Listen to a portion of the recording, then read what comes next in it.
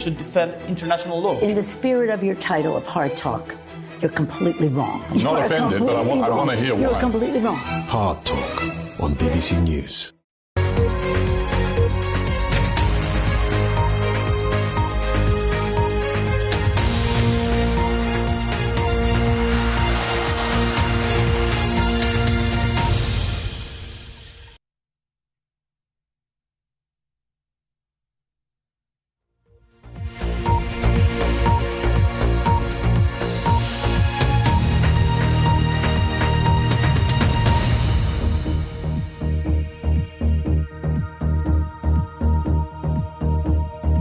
Hello, I'm Caitrionna Perry. You're very welcome to this BBC News special coverage of President Joe Biden's State of the Union address.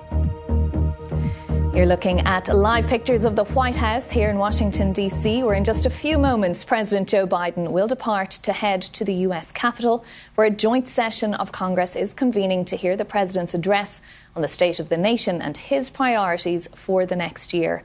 Here's a look outside the House chamber now as lawmakers and reporters are awaiting Mr. Biden's arrival. He will deliver his address to a deeply divided Congress, his own cabinet, of course, members of the Supreme Court, various dignitaries and invited guests, and, of course, the American people, in one of the most important speeches he'll give ahead of the November election, in a tradition that spans back decades. Each day we draw nearer the hour of maximum danger. History is on the side of freedom. The first priority must always be peace for America and the world. Our country's uniform is being worn once again with pride. The American Revolution continues. Democracy grinds to a halt without a willingness to compromise. The best is yet to come. It's never, ever been a good bet to bet against America. Never. Well, President Biden will not only speak about issues affecting Americans, but also people right around the globe. We'll bring you insights into what voters and world leaders are hoping to hear from the US president this evening. The speech marks a crucial moment in his presidency. This will be the third State of the Union as president and the last planned national address before voters head to the polls this November.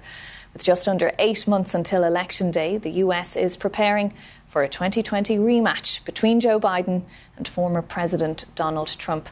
Well, that's a matchup that 48% of voters say they feel negative about and 42% even call depressing.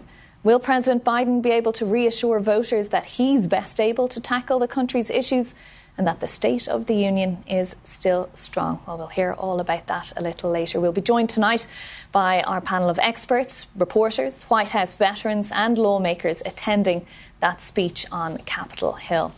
Well, let's go live to Capitol Hill now to our reporter, Helena Humphrey. Helena, this is one of the buzziest nights on the Hill of all the nights of the year. What's the atmosphere like at the moment?